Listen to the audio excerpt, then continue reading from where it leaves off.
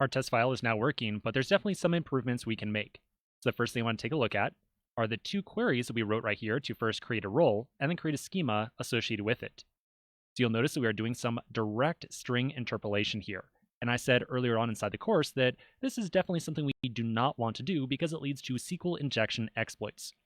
Now, in this case, there's zero chance of us having any kind of SQL injection stuff going on here because we're not working with any user supplied data whatsoever. In addition, I would never expect to see these lines of code executed against a development or production database.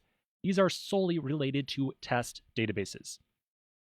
Nonetheless, I totally understand if you don't want to have code that looks like this inside your project. So let's try to refactor this stuff. Now, one way we could refactor this, or one way you would think we could refactor it, is to use that same kind of parameterized query approach, where we put in, say, role name, and then replace our usages of those variables with $1 and $2. You would think that would work. And based on the way that I am saying this, as you guess, yeah, it turns out it actually doesn't work at all. Why is that? Well, just a little note here from the Node Postgres documentation, which is the library we're actually using here to run these queries. So it turns out we can only use this parameterized approach when we are trying to put in literal values into a query. So whenever we're trying to substitute in, say, some kind of where clause or something like that. But we cannot use this approach for injecting parameters that are supposed to be identifiers. And an example of an identifier is something that's going to be, say, the name of a schema, a table, a column name, etc. So we cannot use this parameterized style if we are trying to designate the name of a schema, the name of a role, and so on. So in other words, we cannot use this approach to substitute in the name of our role right there, or the name of our schema.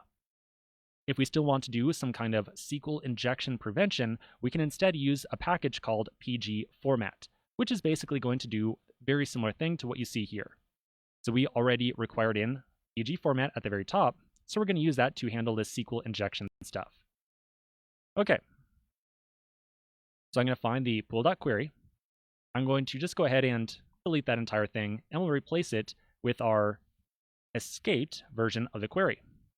So we're going to put inside of here, format, I'm going to call it, we're going to provide a normal string. Inside there, we're going to put in create role, and then %i with login password %l. And notice that the I and the L are capital letters. Then after that query, we're going to put in a comma, and then we're going to list out the two values we want to have substituted in for that %i and that %l. So we want to substitute in role name and role name. The %i means that we want to substitute in something that's going to be an identifier. %l means we're going to substitute in something that's going to be a literal value. So this is how we use the format module to still do some kind of escaping when it involves a literal, or an identifier. Now let's do the same thing for creating the schema as well. So I'm going to delete the whole query and replace it with format.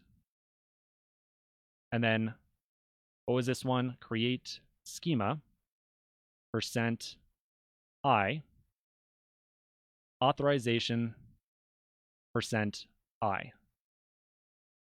And then role name and role name. Okay, so let's save that and go run our tests again.